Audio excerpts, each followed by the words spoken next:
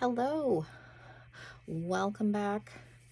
If you're new here, thank you for coming and stopping by. If you're not new, I appreciate you being here. As always, today we are going to talk about palettes that I bought for the packaging. There's a couple. I just did a video where I ranked, not necessarily ranked, but showed some of the palettes with more unique color stories. There's a couple that I threw in this video, so I'll do those first to get them out of the way. But if you haven't seen that video, check that out. But if you want to see, there's another stack here. All of the palettes that I bought, particularly for packaging, also because I like the color story. I try and not buy makeup anymore just for packaging's sake, but these palettes packaging definitely influenced me when purchasing. So if you want to see the list, stick around. Make sure you're subscribed. If you like these kinds of videos, give it a thumbs up, and let's jump into okay, so I will get through the first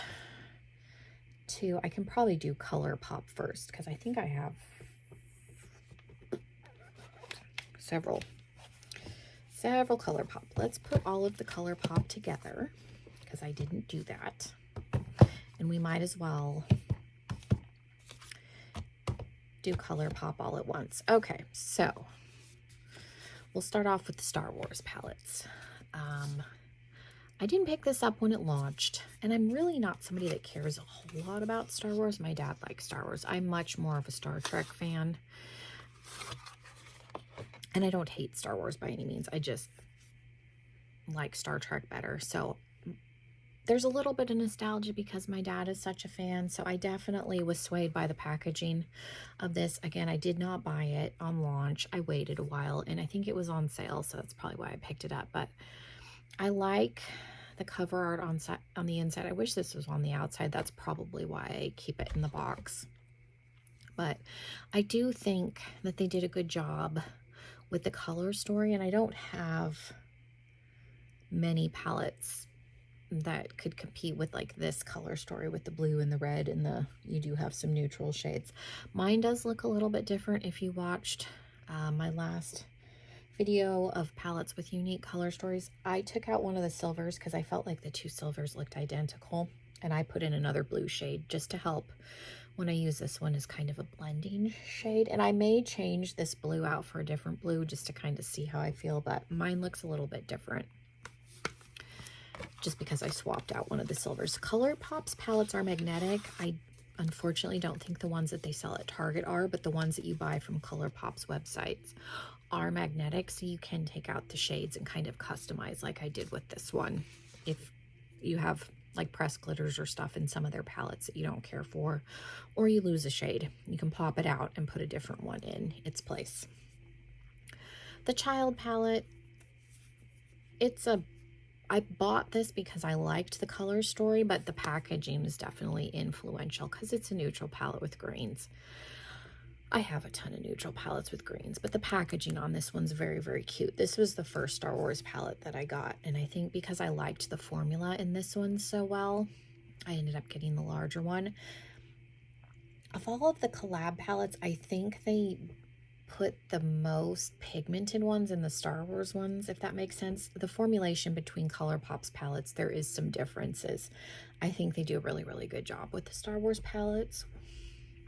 It's got a huge fan base, so I mean, if you were going to do a good job with any collab, I think Star Wars would probably be where I would go with it too. But that was heavily influenced on the packaging. I've got two of the Hocus Pocus palettes. I bought these for the packaging. I love Halloween, so when this one came out, I had to have it. And I bought this during the initial launch, which was one of the worst launches ever. Very, very grungy, like not a horribly unique color story. I like what they did with this one. I like how grungy it goes. I own all three of the Hocus Pocus palettes. I didn't pull the second one out just because it's not terribly unique, but that again would be one that I bought because it was a Hocus Pocus palette, because I have only used that palette once. I think they did a really good job with this third palette for the second movie just because it's brighter. So I think the color story on this one's definitely the most interesting out of the bunch, which is why it was in my last video. But if these didn't have Hocus Pocus packaging, I probably would not have bought them per se. We have two more ColourPop videos, two more ColourPop palettes. The Rudolph the Red-Nosed Reindeer, 100% packaging. It was, around Christmas time. I like holiday-themed makeup. I do the same thing around Halloween.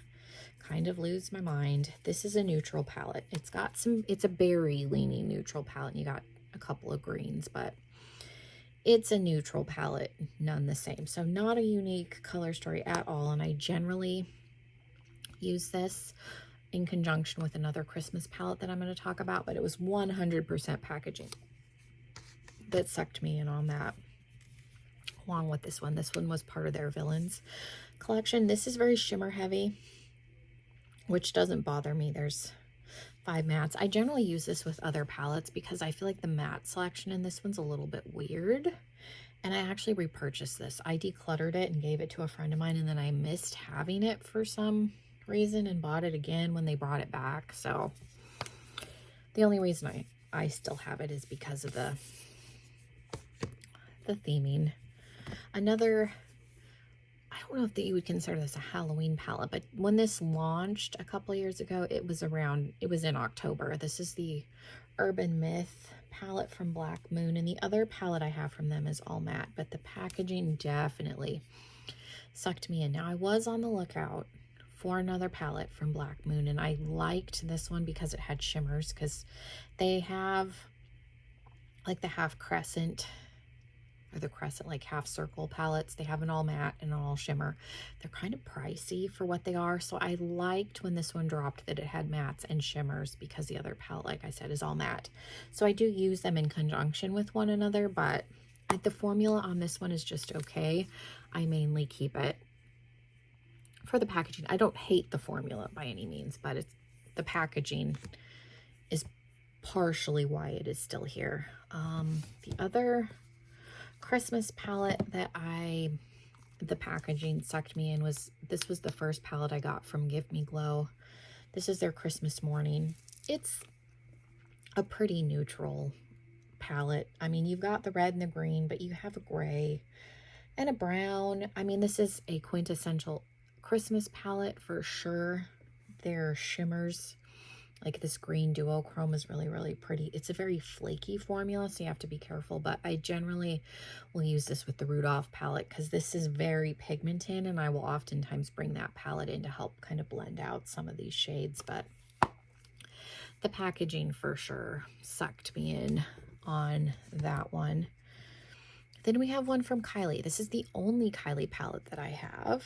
I have been interested in trying her palettes for a long, long time. I got this on sale way after it launched. I did not buy this on launch because I think her palettes are overpriced for what they are. This is a neutral palette with some pops of color, because if you remove even like those 5 shades, it's pretty neutral. And to me, I think it's funny because you could put this in like Rudolph packaging and you'd have yourself a Christmas palette. So that's a little bit funny to me.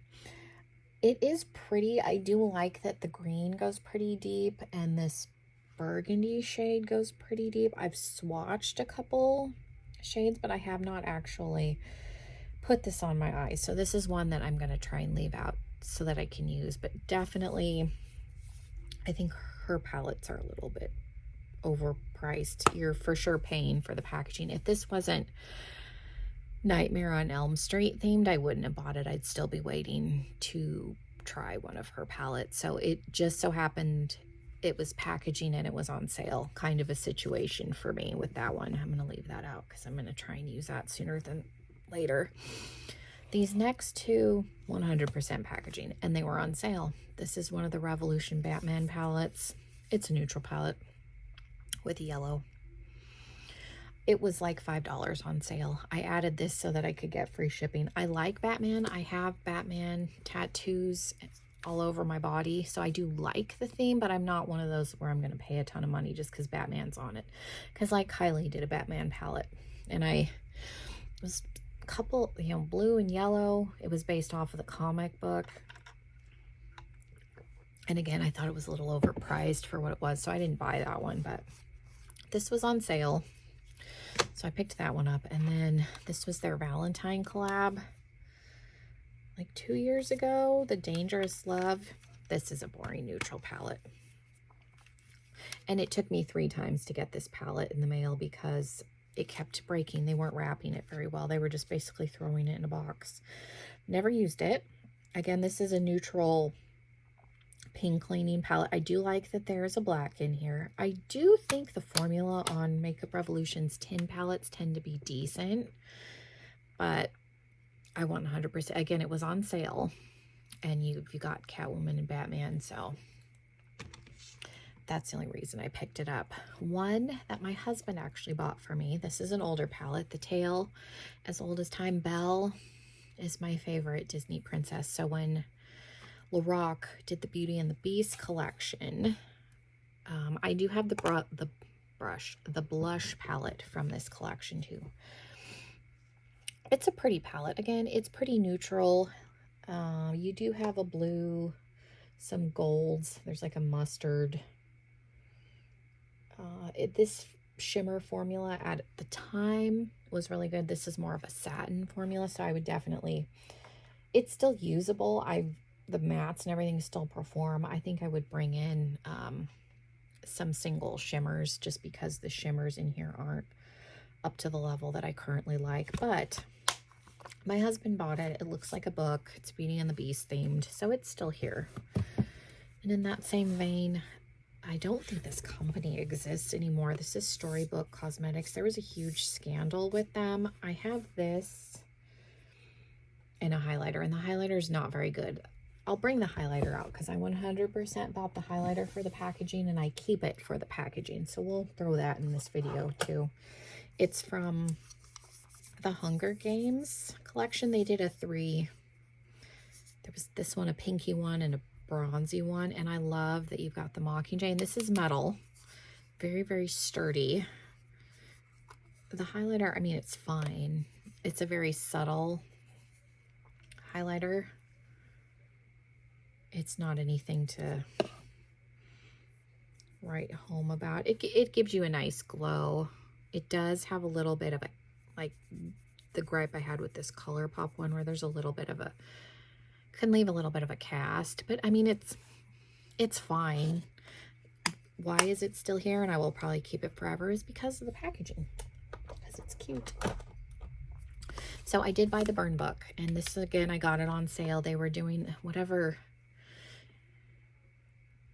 the date is in the movie. Is it February 4th or April 4th? Whatever the date is when she's 12th, when she's sitting behind the guy that she likes in the movie. They did a sale, and I honestly forgot that I owned this at one point. I've never used it, but I have it, and I will keep it forever because it looks like the Burn book for Mean Girls. So there you go. And then we have one more palette to talk about.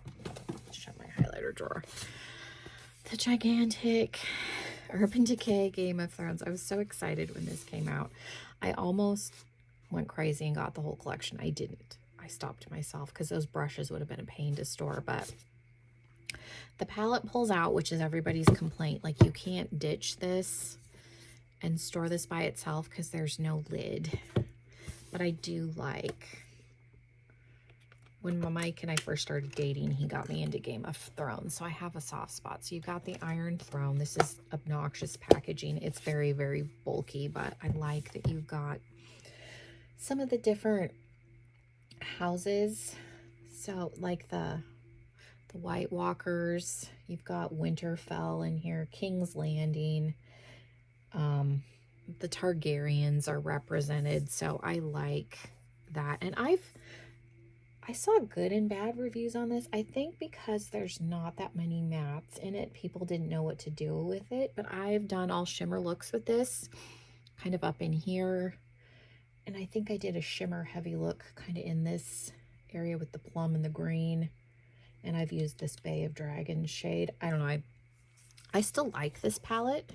I think the issue that people had with it was more so packaging. I thought the formula on this was fine. Like I said, I never had any issues with mine, but Anyways, that is my list of palettes that I bought for packaging. Again, like I threw that highlighter in here. I could probably do a whole nother video with like lipsticks and stuff included. So if that's something you're interested in, just makeup in general that I bought for the packaging, I definitely could do that because I have enough. I could do a second part for sure. So let me know. But let me know what you thought of the palettes that I included. Are there any of these that you really, really like? Are there any of these that you passed on that you wish you had bought? Let me know. Again, make sure you are subscribed if you're not already, and hopefully I will see you in another video very, very soon. Bye, everybody.